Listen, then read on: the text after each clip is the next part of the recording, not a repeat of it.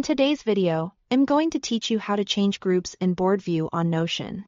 If you use Notion boards to manage projects, tasks, or workflows, changing the way your board is grouped can make a huge difference in how clearly you see your information. Grouping helps you organize cards based on a specific property, and subgroups add an extra layer of structure, so you can sort things in a more detailed way without changing the content itself. To begin, open the board view you want to customize. Once you are inside that view, look to the top right corner and click the three-dot icon.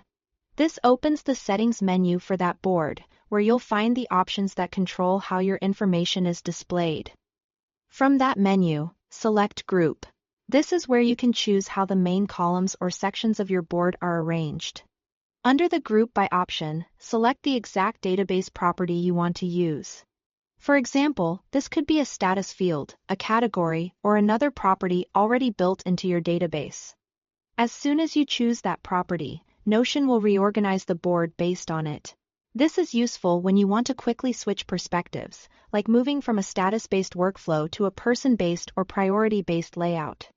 If you want to add more structure beyond the main grouping, you can also create subgroups.